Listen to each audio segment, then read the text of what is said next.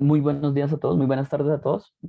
Son las 2:14 Bogotá, es decir, eh, 3:15 Nueva York. En aproximadamente 40 minutos, 45 minutos se va a cerrar la sesión del día de hoy.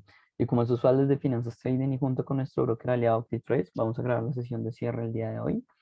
Em, Rápidamente les comento, esta semana tuvimos muchísima información macroeconómica a nivel de indicadores, a nivel de información, por ejemplo, en cuanto a la inflación. También tuvimos las previsiones de los pronósticos, perdón, de crecimiento de parte del Fondo Monetario Internacional. Varias noticias, la verdad, para resaltar a lo largo de esta semana. Vamos a iniciar primero con el calendario económico y luego vamos a ir al análisis del resumen, pues, del consolidado de la semana. El día martes nos iniciaba, digamos, con el dato del sentimiento económico en octubre para Alemania, y pues el dato fue negativo, pasa de 26,5 a 22,3, pero más allá que eso, yo vería es esta caída impresionante que ha vivido este dato de sentimiento económico, lo que pues básicamente nos refleja mucha confianza en cuanto a lo que podría pasar con la economía a nivel a nivel, pues bueno, pues, de los que participan en la encuesta, que serían una proporción representativa pues en general del mercado alemán. Esto también, digamos que ponía las perspectivas un poco negativas. De hecho, si recordamos, a principio de semana la renta variable no era muy positiva, estábamos con bastante nerviosismo y ese dato, digamos que iba en línea con esa perspectiva de los mercados. El día miércoles tuvimos la inflación de IPC para España y la inflación de también datos de CPI, que es otra medida inflacionaria para, eh, em, para, Estados Unidos, que bueno, ya vamos a revisar más en detalle. Digamos que si agrandamos un poco la pantalla, vemos que la inflación del IPC para septiembre en España no ha remitido. De hecho, cada vez aumenta, pareciera que no tiene em,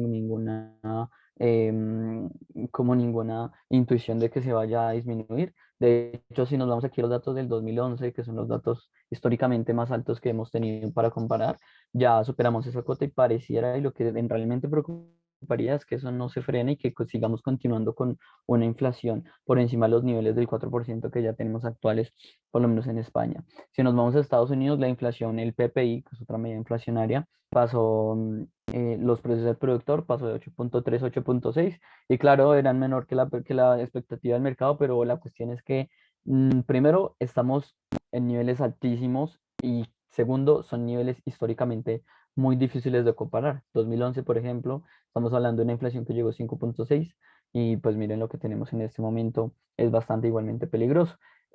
Aquí tenemos otra medida inflacionaria, es el CPI, el índice de precios al consumidor, que es publicado por la Oficina de Estadísticas Laborales. Eso pasó de 5,3 a 5,4. Se esperaba que estabilizara, perdón, y pues no, aumentó ligeramente. En general eso no es nada positivo, y lo que nos habla y lo que deja el panorama bastante claro es sobre que, pues bueno, la inflación está presente, y pareciera que no tiene ninguna posibilidad de remitir.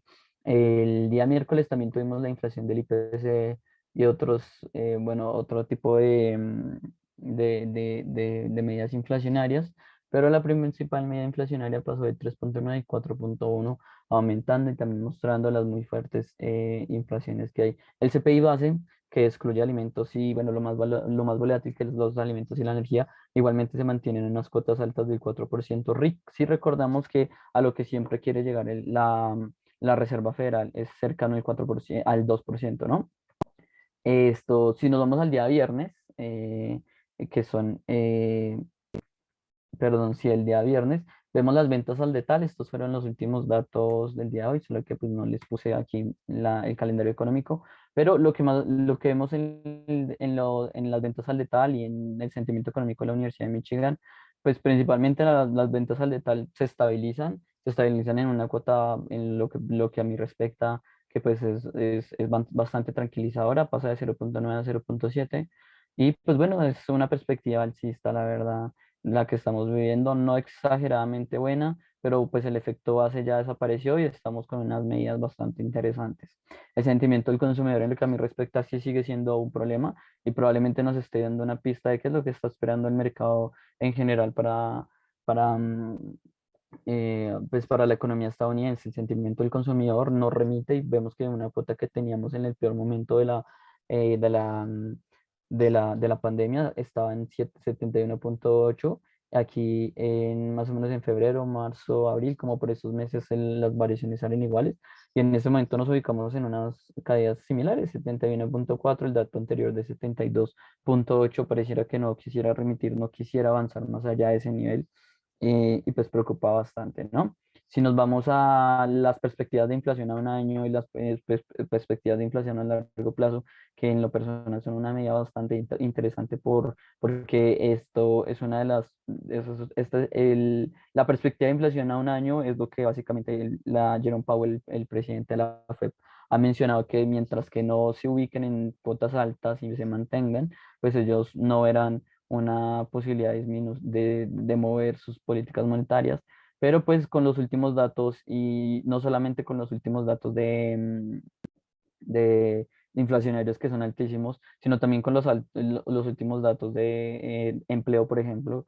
El último dato de solicitudes diarias, de solicitudes semanales de desempleo que salió el día de ayer, arrojó una cuota positiva. La primera vez que se solicitan menos de 300.000 empleos, menos de 300.000 solicitudes para subsidios de desempleo en Estados Unidos, y eso es bastante positivo. En cuanto a las perspectivas de inflación a un año, se sitúan de 4.6 a 4.8, aumentan unos puntos porcentuales bastante importantes, y ustedes dirán, bueno, no aumentó mucho, pero lo que pasa es que estamos en cuotas máximas y eso, el dato no parece que no quiere remitir. Por otra parte, las expectativas de inflación a largo plazo sí remiten ligeramente, pero pues igualmente se ubican en una cuota alta en perspectiva histórica, ¿no? Entonces, muy probablemente, y el tema a seguirle la pista de aquí hasta que inicie noviembre, es qué tan probable es que se inicie el tema del tapering. En lo personal, yo creo que ya es como un anuncio bastante probable que iniciemos la retirada de estímulos para noviembre, con el tema inflacionario altísimo y con el tema de crecimiento, pues con una perspectiva bajista. El escenario a lo largo de esta semana, en el escenario de divisas, vemos que el dólar americano y el euro mayoritariamente se comportaron en pérdidas, pero definitivamente el gran perdedor fue el yen japonés. Ven que pudo haber, perdió contra el dólar neozelandés, por ejemplo, casi un 4%. Es un escenario bastante negativo para la divisa japonesa. Y bueno, si nos vamos a los ganadores del mercado, la libra esterlina se comportó bastante bien ante un escenario de debilitación contra las principales divisas. Y por otra parte, pues el dólar neozelandés, el canadiense y el australiano fueron las mejores divisas a lo largo de esta semana, dándole un mayor poder o una mayor preponderancia al dólar neozelandés y el australiano. También hay que mencionar que, bueno, divisas como por ejemplo el florín húngaro, el peso mexicano, el rand sudafricano o el rublo ruso también tuvieron espacio para acomodarse positivamente, y una mención honorífica, por así decirlo, a el, perdón, a la corona nórdica, ¿vale? Si nos vamos a la renta variable, en general, números positivos para toda la renta variable. Pareciera que hoy ya salimos de ese negativismo en el que estuvimos sumergidos en la semana anterior, en las semanas pasadas, a pesar de pues los números rojos que estábamos observando por una gran incertidumbre de parte del mercado. Pues esta semana ya nos vimos absolutamente positivos. En América el Russell 2000 se apreció casi que un 3%, el peso mexicano no, sino el composite mexicano casi en 2.85, el Nasdaq 1.78, el S&P 500 1.70. Y pues bueno, la bolsa brasileña se queda un poco rezagado frente al resto, pero pues en general bastante positivismo.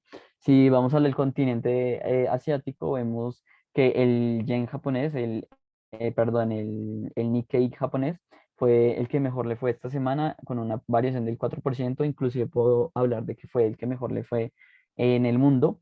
El cosplay también una muy buena variación, el coreano se apreció en 1.70, y en general muy buenas variaciones para el continente asiático. Si nos vamos al continente europeo, muy buenas variaciones para el neozelandés, un muy buen comportamiento junto con el austriaco, perdón. Y en menor medida tengo que mencionar que pues el español se quedó bastante rezagado, el IBEX 35, y que aquí el indicador de República Checa también se quedó bastante rezagado, perdiendo un menos 0.34%. El escenario de materias primas es un escenario mixto. lo cual en lo personal da un poco de parte de tranquilidad por los altos precios que hemos observado, sobre todo en las materias primas. En agricultura observamos un movimiento correctivo a lo largo de la semana. La cocoa se cayó un 6%, el azúcar un 2%, y bueno, en general lo que podemos ver es que solamente el café se apreció un 3% al día esta semana. En cuanto a energías, vimos como el WTI y el Brent tenían unas leves debilidades para romper ciertos máximos históricos, pero al final cerramos en una semana bastante positiva. Inclusive el petróleo Brent hasta ahora está marcando máximos históricos que no se tenían desde hace, les puedo comentar que desde hace más de 10 años, más de una década. Estamos en un momento bastante importante para los precios del petróleo. Y por otra parte, pues el gas recupera un poco, digamos que el mercado del gas recupera un poco de respiro por los altos precios que hemos vivido, casi que una apreciación del 100% a lo largo de un año. El gas pues se corrige ligeramente en 1,27. Los metales industriales como lo son el zinc, el copper y el aluminio, todos con muy buenas variaciones, una absoluta y locura variación positiva para el zinc y para el cobre, si me lo permite. Metales preciosos, muy buena variación a lo largo de la semana. Mención honorífica para la plata, con una variación del 3%, y se queda un poco rezagado el oro, pero igual observamos un movimiento positivo que hay que recalcar, sobre todo por una pérdida en cuanto a la rentabilidad de los tesoros americanos, bastante importante para mencionar.